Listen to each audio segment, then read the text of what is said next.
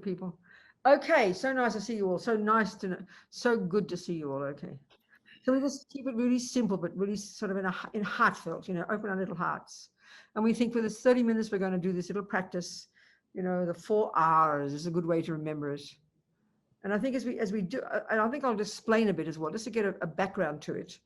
And then we'll do it, we'll do it shorter. And then maybe next time we can do it a bit longer. But it's really important to understand just psychologically what we're doing. But we start with our motivation. We're going to do this marvelous little practice. It's coming from the Vajrayana, using the Buddha, the main Buddha in Tantra, like the tantric aspect of Shakyamuni Buddha, but in a white aspect. And he's particularly powerful for purifications. All the lamas in all the traditions really praise using this practice in the framework of Vajrasattva.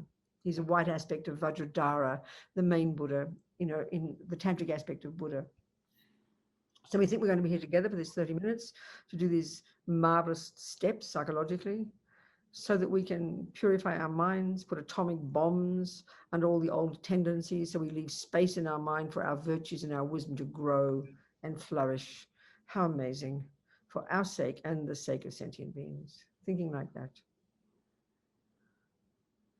So I think we just briefly talk about it first. I think it's so important, there's ways of doing these types of practices. Of course, if we have a practice from Tantra, we realize there's a way of doing it very formally with our bells and not bells and whistles, but bells and dorjis and drums and Sanskrit words and prayers. And sometimes, which is marvelous, is very powerful, but sometimes we might forget the meaning of it. Or we say, oh, I've done my Vajrasattva today.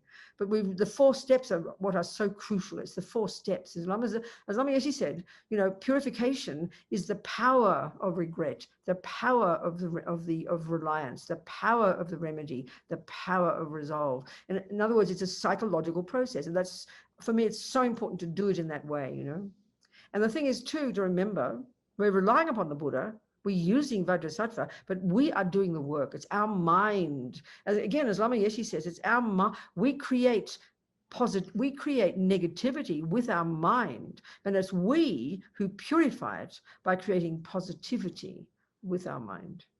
It's the mind that does the work, So for me, I also think about this practice, it sounds rather corny, but like being our own friend, really coming to terms with ourselves, because we do the work. Like if we're devoted Christians, we rely upon God and we beg God to forgive us. And that's the process. Not here. Buddha's not our creator, but we utilize Buddha as our doctor, if you like. It's an analogy the lamas use. But we are the central player in this practice. So roughly speaking, there's different order for these steps, the 4 opponent powers. But this order is really nice. And it's always using the analogy of if you've taken poison. So we know very well by the very meaning of poison, the instant we realize we've taken poison, our response would be, oh my goodness, I can't believe myself. What have I done? Quick, where's the doctor? That's the attitude of purification. But I think because we're so addicted to the blame, punishment, reward, bad person kind of model, when we think we've done bad things, and this is what His Holiness said, what we think about regret, we think of it as guilt. We go, I did this and I did that, and then we conclude I'm a bad person. This is completely mistaken, What we should be thinking is, as His Holiness says, what regret is, you look at the first step, you look into the past, and you think, I did do this, and I did do that, and I did kick the dog, and I did badmouth my boyfriend, and I did have an abortion when I was 17, and I did kill the fish, whatever the action might be, And then the attitude is, what can I do about it? It's proactive. It's kind of self-respectful, not guilt, beating ourselves up, which is such an instinct, It's so inappropriate, it's so mistaken. It's a really wholesome attitude.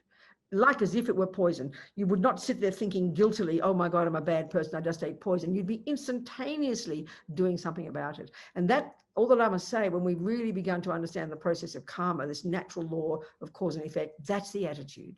That's the attitude we'd have, And we have to cultivate that. It doesn't come naturally.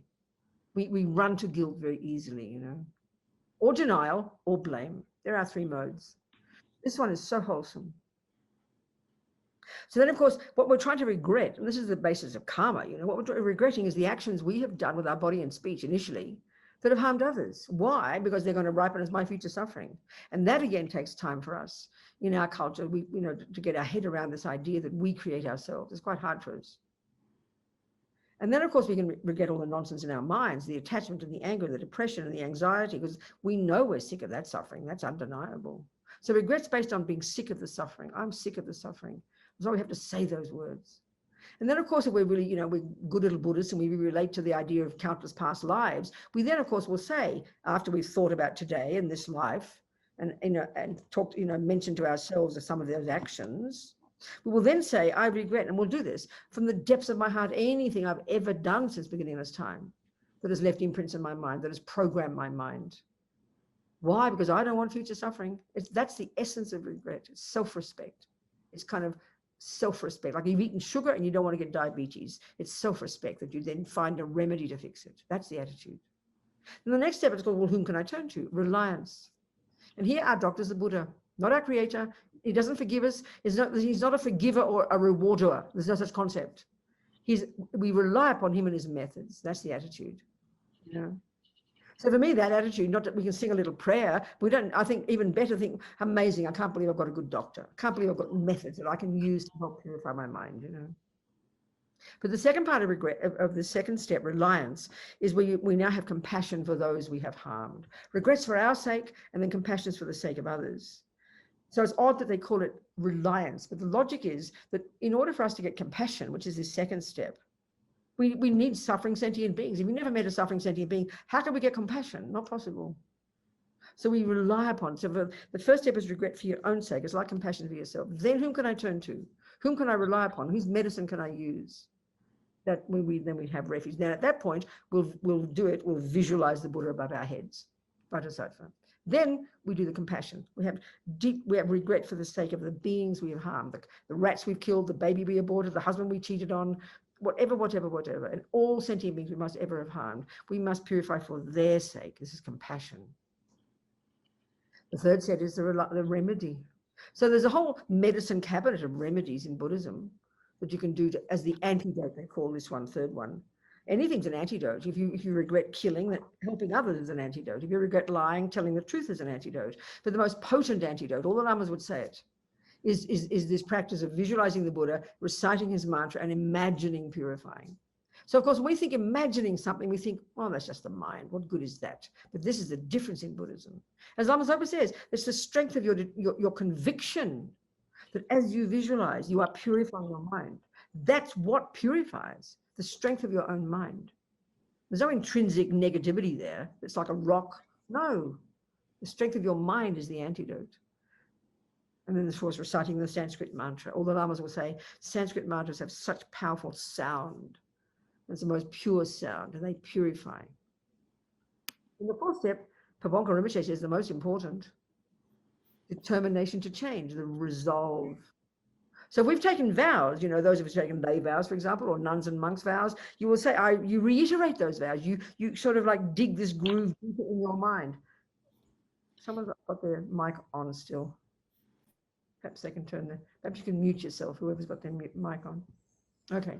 So you reiterate, I will never kill, I will never lie, I will never steal. You've taken that vow, and that's a strengthening that commitment in your mind, that groove in your mind. It's like doing push-ups every day. You keep getting better at it. Whereas we tend to think, well, it's just in the mind. What good is that? Opposite for the Buddha. Then, of course, as Lama Zopa says, in all the different vows and commitments you've taken, if some that you really find a struggle, you don't lie to yourself, but you do a little thinking about, you make commitments to yourself what you can and can't do. So the more precisely we engage in each of these steps, psychologically, our own mind dealing with ourselves, doing this practice, that is what purification is. You're putting atomic bombs under those tendencies, under those karmic imprints, because karma is created by the mind.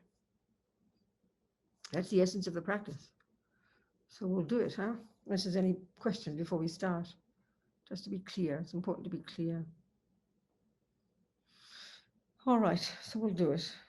20 minutes is plenty of time. We can do it in 5 minutes. If you're really tired, I tell you, if you understand these steps psychologically, you can do it with such sincerity in 5 minutes. Really, it's so tasty when you know what you're doing, It's wonderful. But we'll do it slowly. 19 minutes. Okay. So, okay, the first one, and we do the best we can with it. You listen to my words and you take on board what makes sense to you. If it doesn't make sense, you just relax, don't worry about it. So the first of these 4 R's is regret. So this is acknowledging. So let's just think of today, think of today, bad-mouthing our boyfriend. Maybe we killed the ants and we were a bit lazy and didn't take them out of the sink in time. We sort of let them die, today, for example. Maybe we, had a fight with our boyfriend. Maybe we got angry. I mean, we all do this every day. This is who we are, isn't it? It's our habits.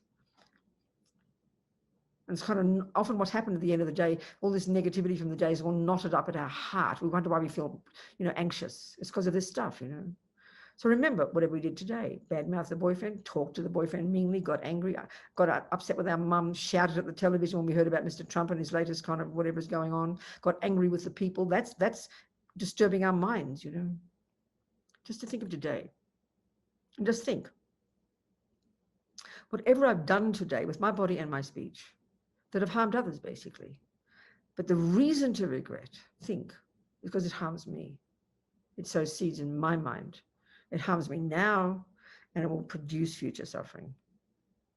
And I do not want suffering. I regret this because I do not want future suffering. I regret it from the depths of my heart, for my sake. Think like that. Speak to yourself. That anger, that annoyance, those words, the actions we do with our body and speech today that harmed others, which harm me.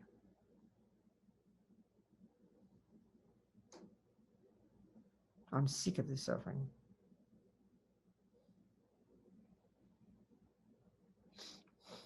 So now think this life. So, I had an abortion when I was 23. I always remember that. And it's probably just one example of countless past lives of killing a human being. I always think of it. So that action, anything you've done, and often we carry these with a great burden around in our lives. Don't do that. Regret from the depths of my heart, because I didn't know then. I was ignorant. Not I shouldn't have done it, I'm bad. Not like that. I regret because I didn't know any better at the time, So anything we've done in this life, killing sentient beings, harming, lying, cheating on our partners, whatever we've done with our body and speech, especially our speech, we're so clever with our words, we regret these actions from the depths of our heart. The ones we can remember, and of course all the ones we don't remember, but the seeds have got in, they're multiplying inside us. We regret all of these actions from the depths of my heart because I do not want them to ripen in the future. I do not want suffering. That's clear.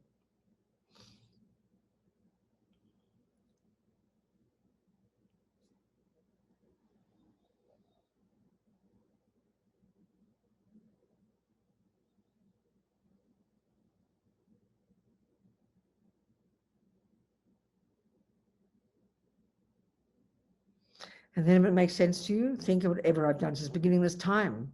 Because everything I ever think and do and say, remember this, sow seeds in my mind just naturally.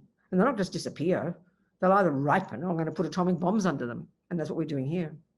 So whatever we've done since beginning this time to harm sentient beings with our body and speech, I regret from the depths of my heart. I do not want future suffering. I am sick of suffering. I don't want suffering.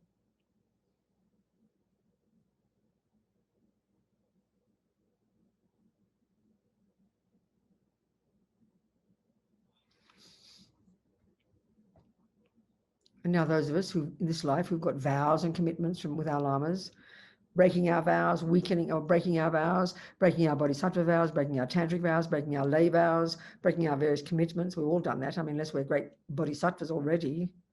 And we regret from the depths of our heart. We don't want to be separate from the Dharma. We don't want to muck up our own minds. We want to keep our practice pure. We want to keep our link to the Buddha and the teachers for life after life. I regret from the depths of my heart.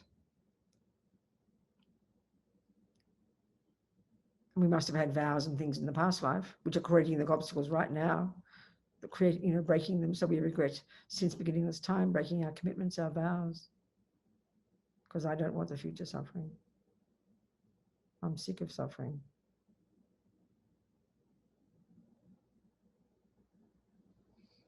So now your mind, which is the source of all this, and what are we regretting? The ego grasping, which clings to this me.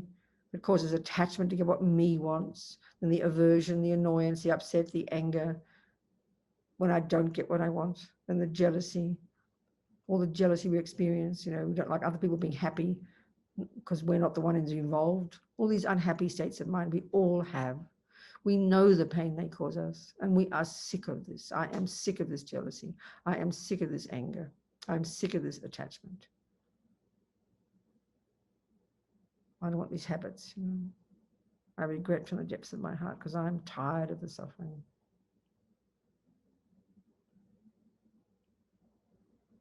So whom can we turn to? Who's our doctor? So we visualize above our heads to the best of your ability, okay? Buddha in the Vajrasattva, in the Buddha in the Bodhisattva aspect, not looking like a monk, the statue, not like that, but very beautiful in this blissful Bodhisattva style, white light body. He's sitting, like in the Indian style. You see it in the pictures, like Chenrezig, like all the others, a variation of this. White light body, sitting in full lotus position on a multicolored lotus. We imagine on that lotus is a sun disk and a moon disk, like two flat cushions. We can't see them. Everything's made of light, radiant. It should lift our hearts. He's above our crown, facing the same way as us. Beautiful face, so beautiful. And if we've got a spiritual teacher, a lama, a spiritual teacher, a guru, these words all mean the same thing, then we think this Vajrasattva is my lama, and my lama is Vajrasattva. It makes it very personal. My spiritual teacher is manifesting as the Buddha for my benefit. Think like this. And he's in the Bodhisattva style with his hair partially held up in a top knot and this tiara sort of crown on his head, beautifully decorated. Everything's radiant light. He's got two hands, and his left hand is a bell crossed at his heart, which represents wisdom. And then crossed over the left hand is his right hand holding a Vajra, which represents compassion. The union of these two, that's Buddhahood. Above our crowns, radiant, blissful. It's enlightened energy. And we just, in terms of refuge, this first part, just think delightedly, amazing. I've found a Buddha, I found a doctor who's in medicine, who's in methods I can use to fix myself. Well, I'm the one who does the work, How amazing to have somebody whom I can rely upon. Think like that. To the best of our ability, that makes sense, And this is our own potential as well. The Buddha is our own potential. We can become a Buddha. This is the point. So second part of reliance is now compassion for those we have harmed, for the boyfriend, for the girlfriend, for the mother, for the ants, for the dog, for the fetus, for the beings we have harmed out of our own ignorance. They created the cause, yes, to be harmed. You're in this game together. That baby I aborted, they created the cause. They ran like a magnet to my womb, and they created the cause to be killed by me.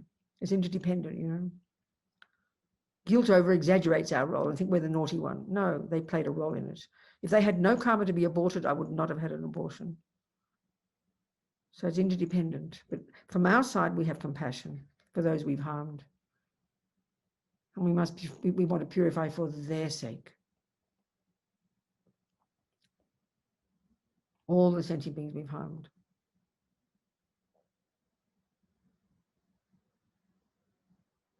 And now, if we're brave enough, we're going to have compassion for those who've harmed us. And why should we do that? Because they will suffer in the future as a result of what they have done. This is karma, the law of karma, a natural law. Have such compassion for them if we can. If we can't, leave it there. Don't worry about it. I must purify for all these sentient beings' sake and my own.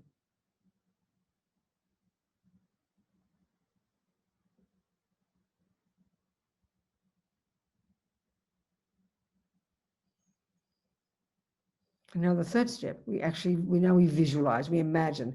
And, unlike I said, unlike how we think, oh, it's only in the mind, it's the exact opposite for the Buddha. Everything comes from the mind. So with such determination, such wish to purify, such wish to transform our minds, we visualize now, imagining Lama Vajrasattva so compassionately sending this radiant kind of hose of nectar from his heart. It arcs around and enters our crown like a hose, very powerful liquid energy, nectar, white, fills us completely. We do 3 visualizations. The first one, completely filling us forcefully. And what it does is force out through all the lower parts of our body, all the imprints of all the actions we've ever done since beginning this time with our bodies to harm sentient being, all the karmic imprints, like filthy liquid, forcefully being driven out by this blissful nectar filling us and disappearing into space. Not one atom left as we recite the mantra, really strongly imagining, wanting this. Om Vajrasattva Samaya Manupalaya Vajrasattva Chenopatita Dido Me Bhava Sutoshayo Me Bhava Suposhayo Me Bhava Anoratu Me Bhava Sarva Siddhi Me Prayatsa Sawa Karma Sutsa Me Sitam Shriyam Kuruhung Ha Ha Ha Ha Ho Bhagavan Sarva Tathagata Vajrama Me Mutsa Vajrabhava Maha Samaya Sattva Ahung Pe Om Vajrasattva Samaya Manupalaya Vajrasattva Chenopatita Dido Me Bhava Sutoshayo Me Bhava Suposhayo Me Bhava Anorato Me Bhava Sarva Siddhi Me Prayasa Sawa Karma Sutsam Me Sitam Shriyam Kuruhung Ha Ha Ha Ha Ho Bhagavan Sarva Tathagata Vajrama Me Mutsa Vajrabhava Mahasamaya Sattva Ahung Pe Om Vajrasattva Samaya Manupalaya Vajrasattva Chenopatita Dido Me Bhava Sutoshayo Me Bhava Suposhayo Me Bhava Anorato Me Bhava Sarva Siddhi Me Prayasa Sawa Karma Sutsam Me Sitam Shriyam Kuruhung Ha Ha Ha Ha Ho Bhagavan Sarva Tathagata Vajrama Me Mutsa Vajrabhava Mahasamaya Sattva Ahung Pe. Totally purified. Imagine all the nectar filling us completely, all the negativity of the body disappeared into space. Because it can be removed. This is the point, because it's empty. It has no intrinsic nature, so therefore does not belong and can be removed. This is the point. So delightful.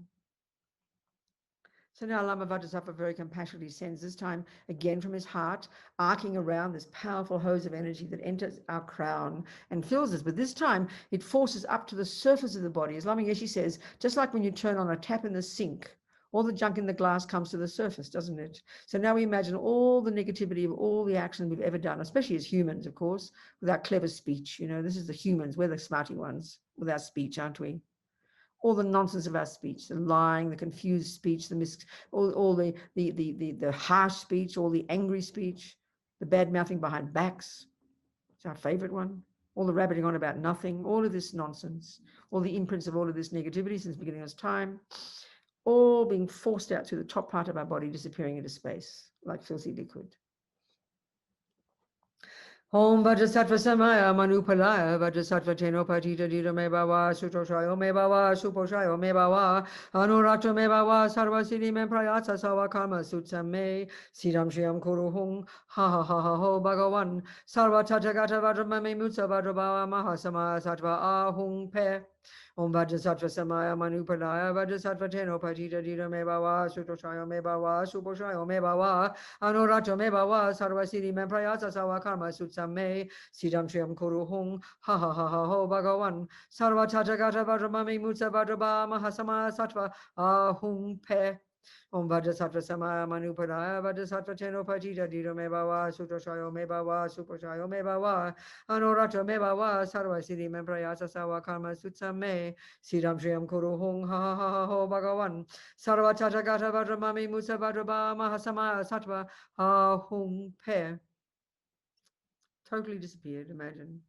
Blissful nectar filling us. How amazing. And now again, this time Lama Vajrasattva sends radiant beams of light. Now, I don't think light can bend, I'm not sure, but we just pretend it can. These radiant laser beams of light from his heart that arc around and enter our crown. And this time, as instantly, like Lama Yeshe says, the second you turn on a light in the room, instantly the darkness is dispelled, isn't it? Just like that. Instant. The light fills us and instantly the delusion's gone. The ego grasping, that is the root of all the problem, that believes in the intrinsic me, that gives rise to this bottomless pit of attachment to get what that me wants, which gives rise to the panic attack of aversion and to frustration and annoyance and eventually depression and despair when it doesn't get what it wants, and all the other nonsense in the mind. All these instantly gone, full of this radiant light. Om Vajrasattva Sama Manupala Vajrasattva Teno Batita Dido Me Bawa Sudoshayo Me Bawa Suboshayo Me Bawa Anorato Me Bawa Sarvasidi Me Prayatsa Sawa Karma Sutsa Me Sidam Shriyam Kuru Hong Ha Ha Ha Ha Ho Bhagawan Sarva Chata Gata Vajramami Mutsa Vajraba Mahasama Sattva Ahung Pe Om Vajrasattva Sama Manupara Vajrasattva Teno Patita Dido Me Bawa Sudoshayo Me Bawa Suboshayo Me Bawa Anorato Me Bawa Sarvasidi Me Prayatsa Sawa Karma Sutsa Me Siddham Shriyam Kuru Hong Ha Ha Ha Ha Ho Bhagawan Sarva Tata Gata Vajramami Mutsa Vajraba Mahasama Sattva Ahung Pe Om Vajrasattva Samaya Manupada Vajrasattva Teno Patita Dido Me Bava Sutoshayo Me Bava Suboshayo Me Bava Norato Me Bava Sarvasidi Me Prayasa Sawa Kama Sutsa Me Siddham Shriyam Kuru Hong Ha Ha Ha Ha Ho Bhagawan Sarva Tata Gata Vajramami Mutsa Vajraba Mahasama Sattva Ahung Pe.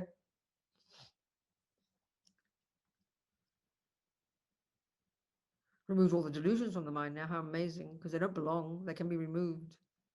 But there's even more purification to do. We can even now become a Buddha, so we remove even the subtlest imprints. They call it the obstacles to omniscience, which come, of course, because as a result of all our bodhicitta. So now this seems a bit busy, this one, but just do it. This is how the lamas do it. You visualize the three together. First the nectar going down, then the nectar going up, and then the light coming. And this purifies even the subtlest imprints left over from all the negativity. So we now become fully enlightened. Imagine this. How amazing.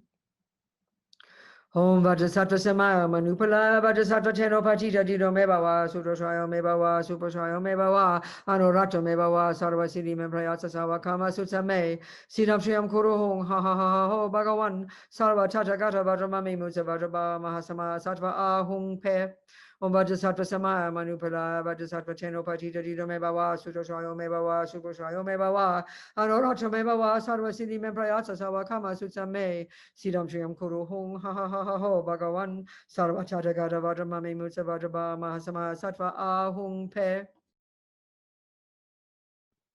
Om Vajrasattva Samaya Manupala Vajrasattva Teno Patita Dido Me Bava Sudoshayo Me Bava Suboshayo Me Bava Anorato Me Bava Sarva Siddhi Me Prayasa Sawa Kama Sutsa Me Siddham Shriyam Kuru Hong Ha Ha Ha Ha Ho Bhagawan Sarva Chata Gata Vajramami Mutsa Vajraba Mahasama Sattva Ahung Pe.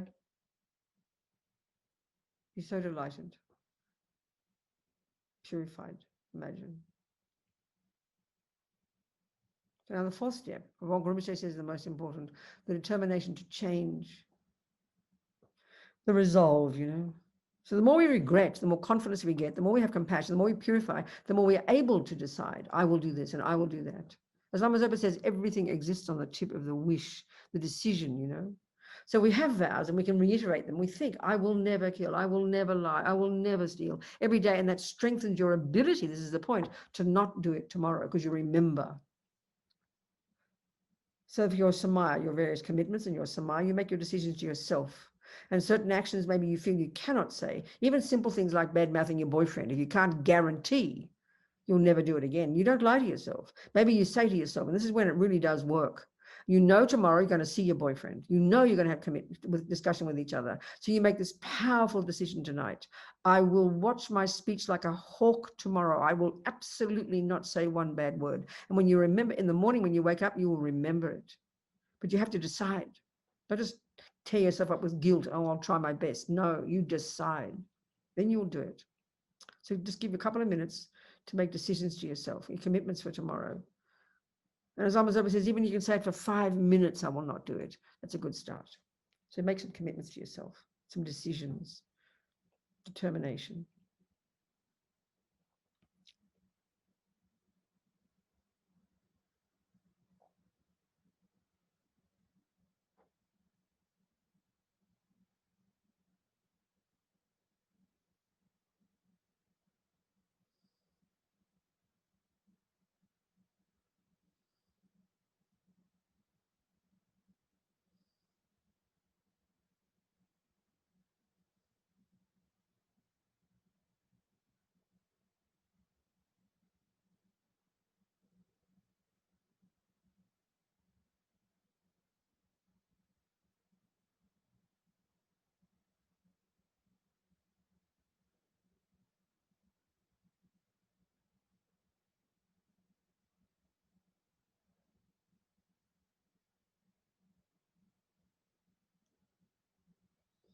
So now, so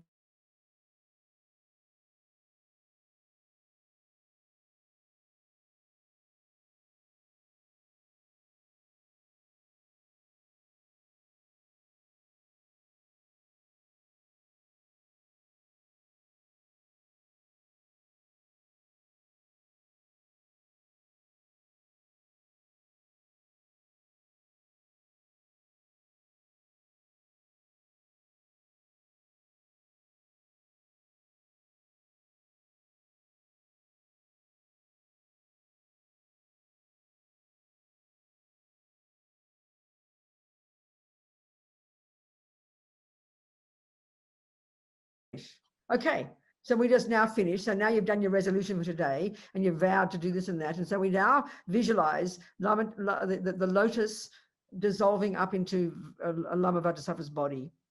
Just imagine it dissolving up into his body.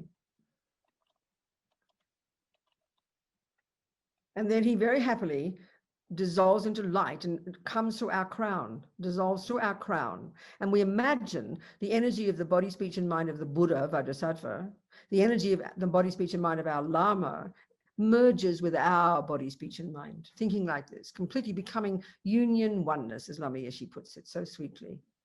So now just imagine you just expand to fill the universe, completely clear, blissful, spacious. No thoughts for about 1 minute. That's it. Just imagine that. Blissful, clear, vast.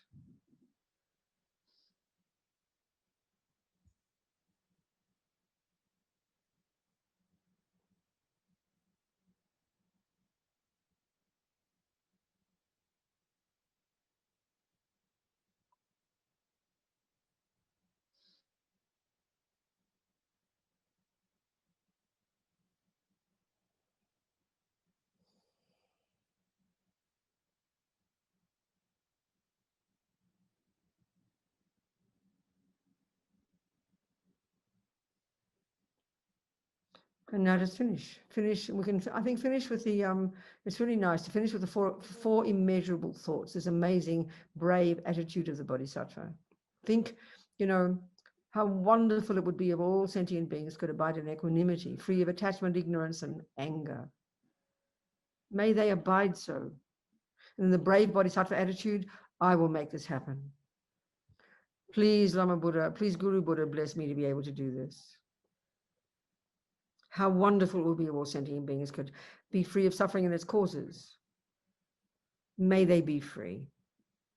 I will make this happen. Please, Guru Buddha, bless me to be able to do this. How wonderful it will be if all sentient beings could have happiness, the happiness of enlightenment. Lama Zopa says we should think that, and its causes. May they have them. I will make this happen. Please, Guru Buddha, bless me to be able to do this. How wonderful it would be if all sentient beings were never parted from higher rebirths and liberation's excellent bliss. May they never be parted. I will make this happen. Please, Guru Buddha, bless me to be able to do this. So then go to bed with a happy mind, as Lama Yeshe says. And in the morning you wake up and you delight, you're still alive. And then you think, and this is the Bodhisattvas, your body and your speech is for others. Think this way. Your body and your speech is for others. And your mind, that's your business. So watch it like a hawk, and that way you make every second of the day practice for yourself and others. That's it.